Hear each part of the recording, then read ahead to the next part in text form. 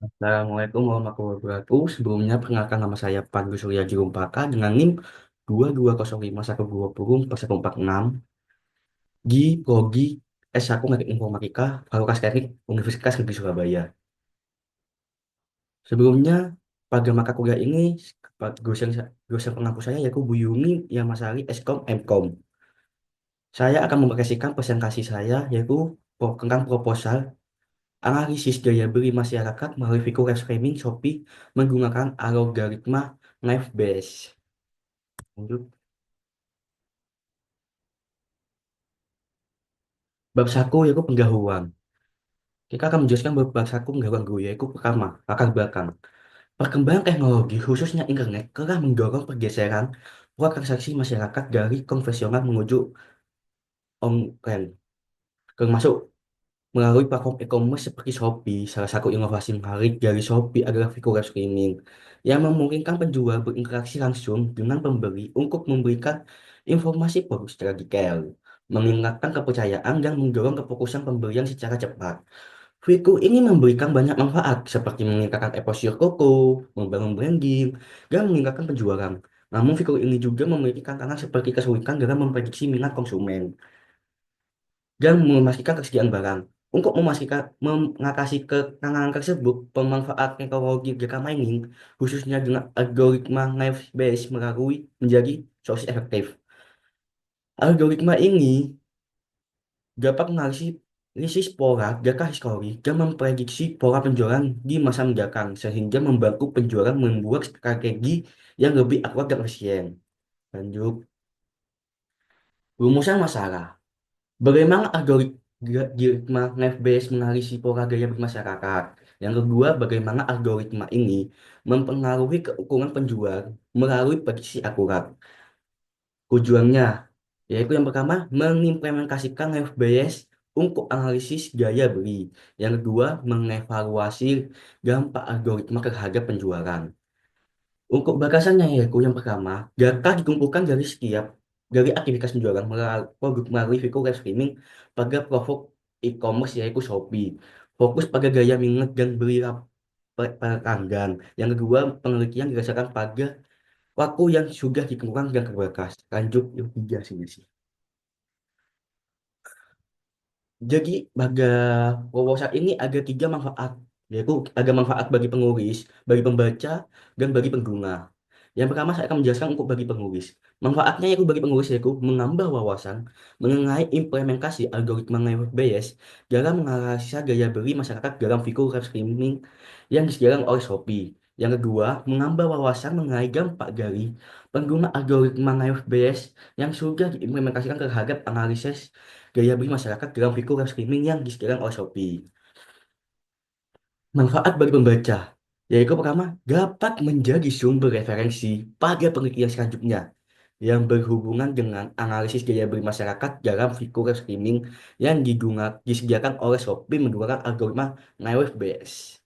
Wah, sedangkan manfaat bagi pengguna yaitu mengetahui bagaimana penerapan langkah-langkah dari implementasi algoritma Naive Bayes dalam menganalisis gaya beli masyarakat sehingga dapat memprediksi ketersediaan barang yang tepat. Yang kedua, mengetahui pengaruh dari implementasi algoritma Naive Bayes sehingga dapat meningkatkan keuntungan dengan maksimal. Oke, lanjut. Bab 2 yaitu kajian pustakanya.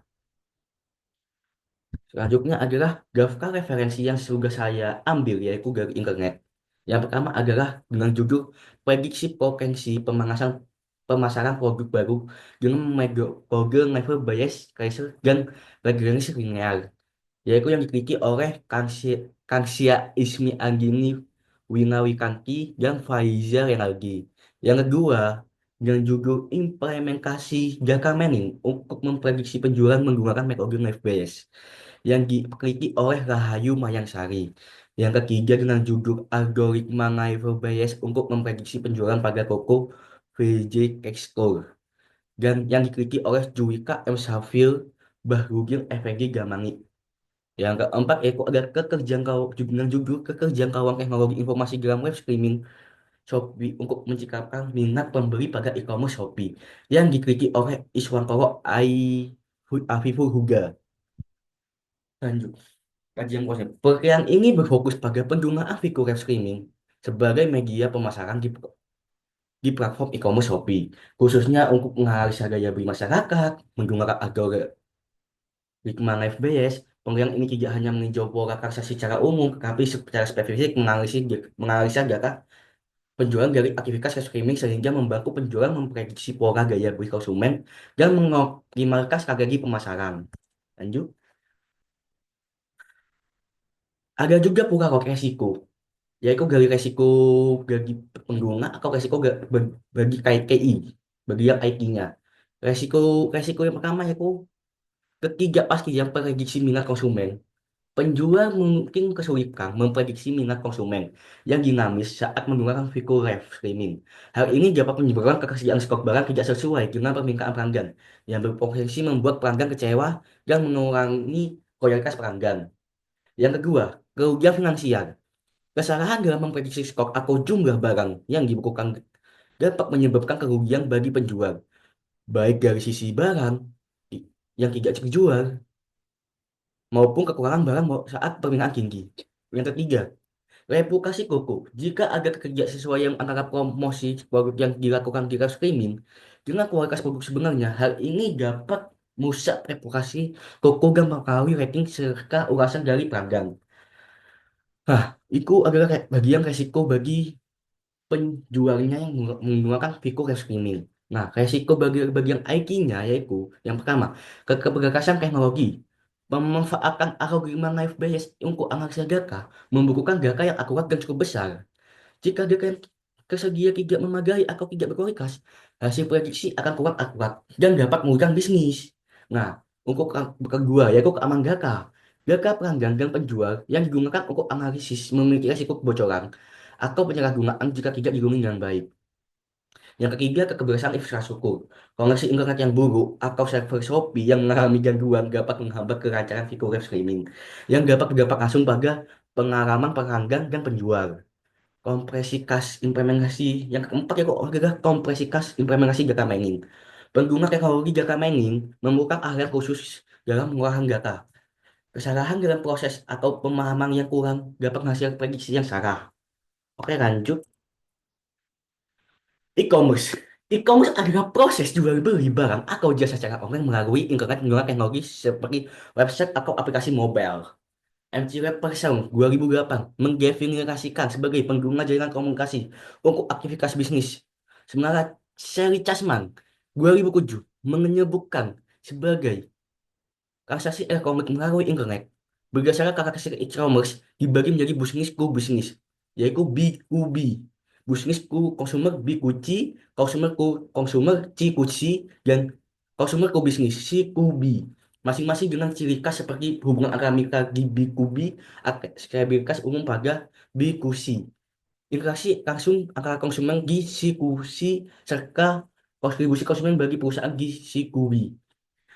Manfaat e-commerce sendiri memberikan keunggulan besar bagi bisnis. Yang pelanggan bagi pengusaha ini meningkatkan branding menggunakan biaya operasional, memperluas jangkauan besar, dan meningkatkan kesetiaan konsumen serta manajemen stok barang bagi pelanggan e-commerce menggunakan belanja 24 jam dari mana saja dengan banyak pilihan produk kemudian membandingkan harga tanpa perlu mengantri atau mengalami kendala waktu. Lanjut, live streaming.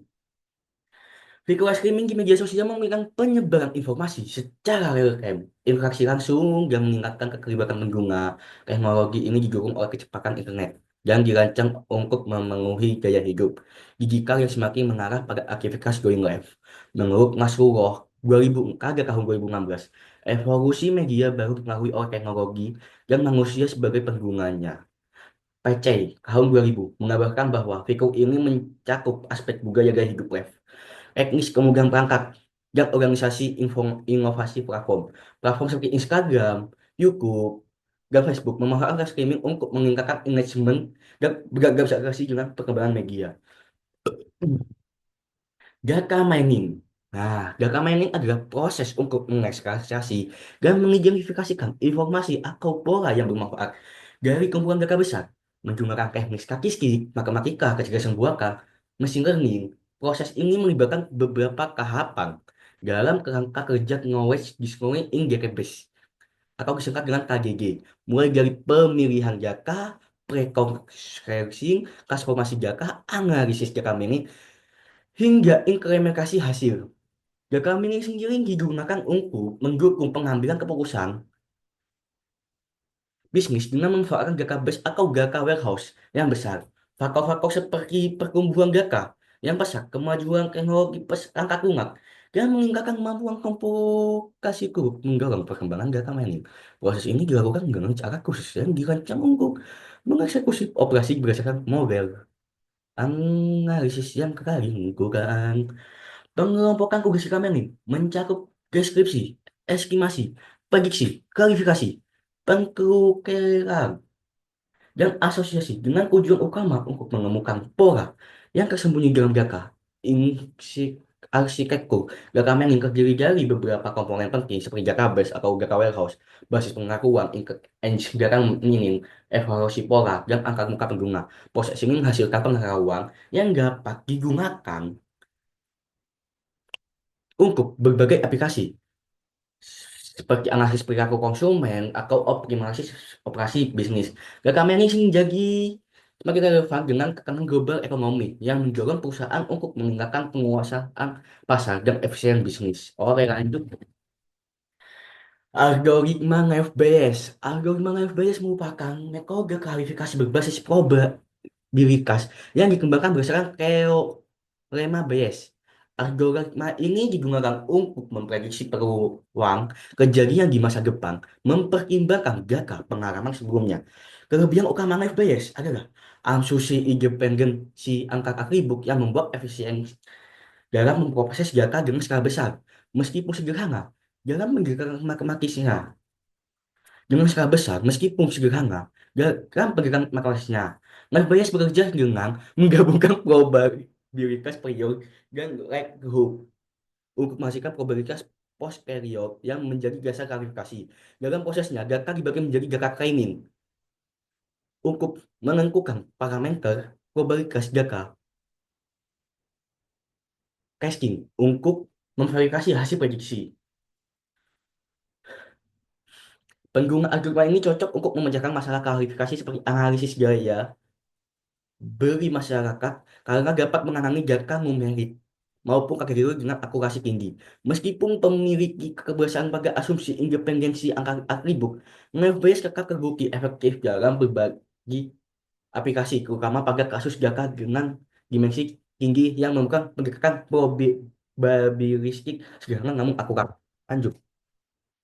Nah, berikut adalah perkara flowchart, gambaran flowchart dari algoritma Navies yang di juga penjelasannya yang pertama aku mulai kedua baca data training yang ketiga itu agak menghitung jumlah yang probabilitasnya yang keempat juga mendapatkan nilai dalam Bermean skala grafirasi dan probabilitas yang kelima itu agak menghasilkan prediksi yang kemudian selesai lanjut bab 3 metode penelitian